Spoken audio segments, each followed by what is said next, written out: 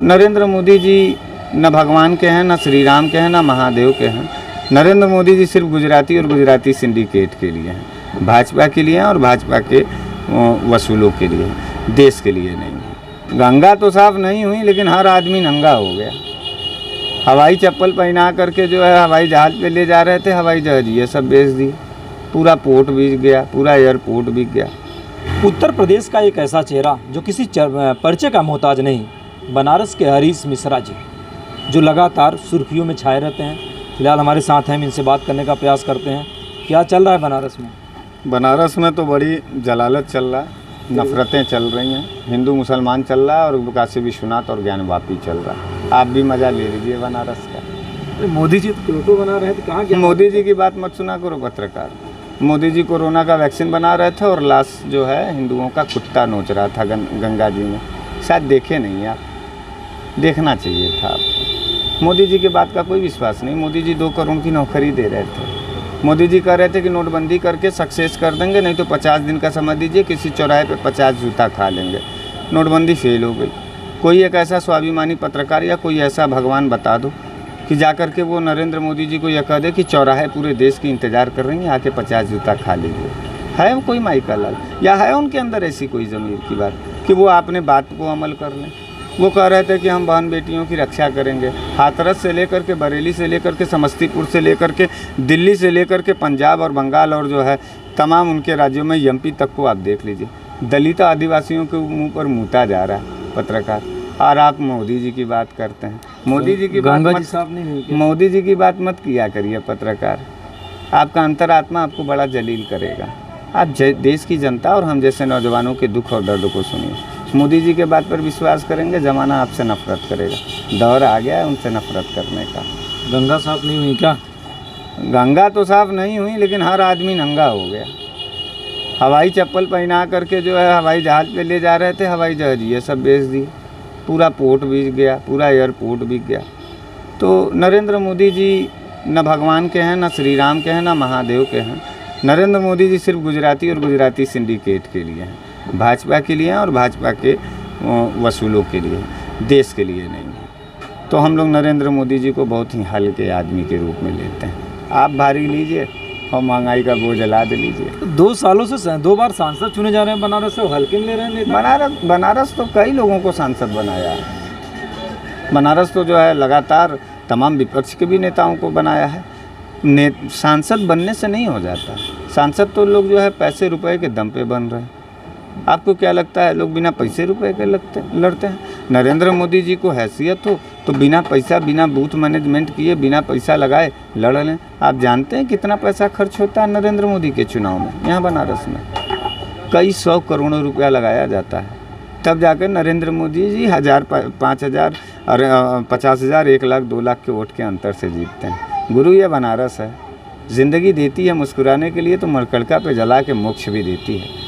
मुस्कुरा लिए हैं नरेंद्र मोदी जी, शायद मरकड़का जाने का समय। चाइना से क्या चल रहा है? चाइना से उनका प्यार चल रहा है, हम लोगों की दुश्मनी चल रही है। नरेंद्र मोदी जी का प्यार चल रहा है। नरेंद्र मोदी जी चाइना को भी ढेर सारा प्यार करते हैं। उनके राष्ट्रपति को बुला करके हमारे भारत देश में वो झूला झूला रहे थे अपने हाथ से। शायद आपने वो न्यूज़ नहीं देखा, देखेंगे भी नहीं, क्योंकि नरेंद्र मोदी की काली नियति आप लोगों को नहीं दिखाई देती है।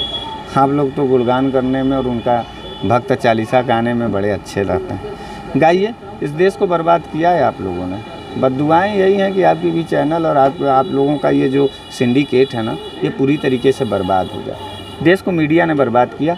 नरेंद्र मोदी ने चाइना को गलवान से लेकर पैंगोंग तक जो ज़मीनें दी वो दे दी। हमारे सैनिक मारे गए।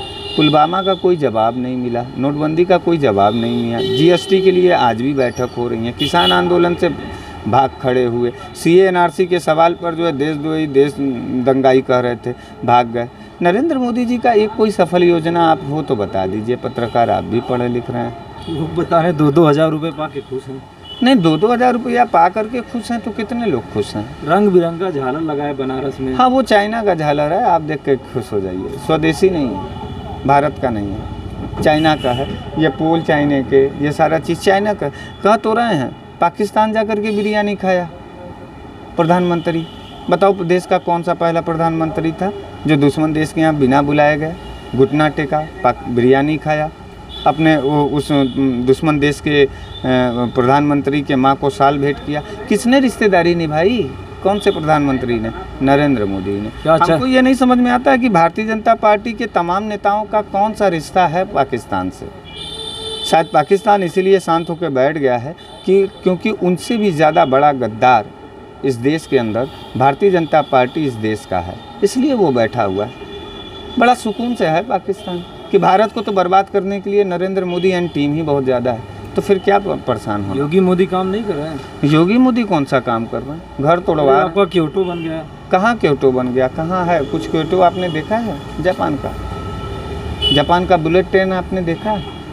बुलेट ट्रेन चल रही है। बुलेट ट्रेन बनारस में चल रही है। कह तो रहे हैं वो चांद पे भी जा करके मकान बनवा लेंगे। नरेंद्र मोदी है। मिश्रा जी आप भी खरीदिए ना, चांद पे जमीन खरीद रहे हैं सर। मिश्रा जी नरेंद्र मोदी नहीं हो सकते ना। मिश्रा जी अपने बाप का, कमी है। मिश्रा जी अपने घर का गहना कभी नहीं चुरा सकते। मिश्रा जी जो है कि चाय बेच करके देश नहीं बेच सकते। मिश्रा जी जो है तपस्या करके किसी का खून के प्यासे नहीं हो सकते। जो उन्होंने किया वही हमने बना। और मिश्रा जी तो क्या पूरे देश का कोई ऐसा स्टूडेंट नहीं है जो एंटायर पॉलिटिक्स की पढ़ाई कर सके। मिश्रा जी ऐसे चूतिए टाइप के आदमी नहीं है जो नाले से गैस निकलवा ले। मिश्रा जी इतने भी बेवकूफ़ नहीं है जो बादलों में रडार छिपा दे। मिश्रा जी इतने बड़े कलंक के कोख से नहीं पैदा हुए हैं कि सबका साथ सबका विकास का नारा दे करके हिंदू और मुसलमान की लड़ाई लड़वाएं। मिश्रा जी इसमें के भी दोखी आदमी नहीं है कि अपने राजनीति और अपने सीट के लिए मंदिर और मस्जिद की लड़ाई लड़ें। मिश्रा जी ऐसे नहीं। 2000 वाली नोट की चिप है आपके पास?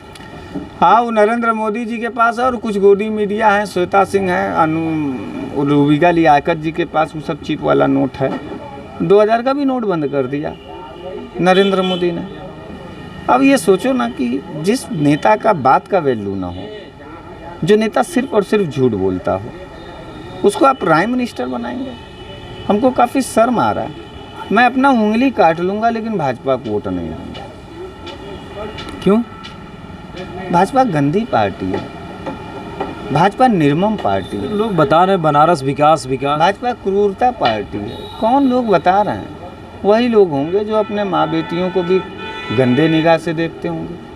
वही लोग होंगे जो अपने पत्नियों को छोड़ के, परिवार को छोड़ करके भीख मांगने का इंतज़ाम कर रहे होंगे। वही लोग होंगे जो देश बेचने में बड़े माहिर हैं। तो ये वो लोग हैं जो पारिवारिक है, जो मजदूर है, जो किसान है, जो नौजवान है, जो बुनकर है, जो किसान है, वो भारतीय जनता पार्टी के साथ नहीं है। पता नहीं कौन लोग हैं। इंडिया कितनी सीट जीत रहा? इंडिया तो पूरा इंडिया जीत गया गुरु। चुनाव नहीं आया, इंडिया पूरा इंडिया जीत गया। आप एनडीए को जिता रहे हैं लग रहा है। अच्छा एक बात बताइए, आप इंडिया को वोट करेंगे कि एनडीए को वोट करेंगे? तो गुप्त मतदान है। ये गुप्त मतदान है, लेकिन फिर भी देश बड़ा या दल बड़ा? देश बड़ा। इसका मतलब इंडिया जीत रहा है। आप जैसे लोग भी इंडिया को इग्नोर नहीं कर पा रहे हैं। तो लड़ाई भारत बनाम भाजपा बनाम भारत का है और एनडीए बनाम इंडिया का है। हम इंडिया के साथ जा रहे हैं, हम उनको वोट करेंगे।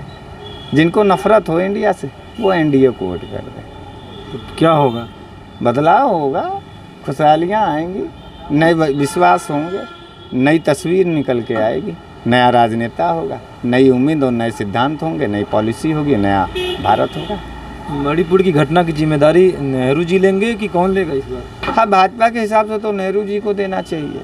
नेहरू जी को भाजपा के लोग कह रहे, मैंने कहेंगे कि नेहरू जी के, लेकिन देश के प्रधानमंत्री हैं नरेंद्र मोदी और वहाँ का मुख्यमंत्री भाजपा का सरकार भी है मणिपुर में, तो वहाँ का मुख्यमंत्री है। और एक बात आप देखिए, भाजपा की सरकार जहाँ जहाँ है वहाँ रोटी बेटी और खेती पर हमले हैं और वहाँ संकट है। तो जिसको भी इस देश में रोटी बेटी और खेती का लाज और इज्जत और मान मर्यादा बचाना है, उसको भाजपा के खिलाफ वोट करना होगा।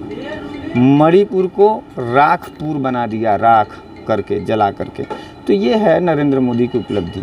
आप लोगों से भी निवेदन है, हाथ जोड़ के निवेदन है, छोटे बच्चों का कसम है, गैस के सिलेंडर का कसम है, घर में जलती हुई बल्ब का कसम है, बिजली के बल्ब का कसम है, प्लीज़ वोट मत करिएगा भाजपा को। भारत तबाह हो जाएगा, भारत बर्बाद हो जाएगा। तो आपने देखा किस तरीके से बनारस वाले मिश्रा जी ने अपनी बेबाकी से बात रखी। उन्होंने कहा कि पहले देश फिर दल। तो कुल मिलाकर इनका कहना है कि इस बार इंडिया जीत रहा है। लेकिन जिस तरीके से अगर देखा जाए, वाराणसी को क्योटो बनाने का सपना 2014 से लगातार था, लेकिन मिश्रा जी ने अपनी बेबाकी बातों से बताया कि बनारस में भी कितना विकास हुआ है और उत्तर प्रदेश समेत देश की जनता क्या चाहती है। जिस तरीके से मणिपुर घटना को लेकर तमाम राज्यों की बात कहीं न कहीं मिश्रा जी ने कही है, क्योंकि मिश्रा जी लगातार बेबाकी से अपने बातों को कहने के वाले जाने जाते हैं। फिलहाल मिश्रा जी, बनारस के मिश्रा जी किसी परिचय के मोहताज नहीं हैं। जौनपुर से, वाराणसी से राहुल यादव, आर गंगा न्यूज।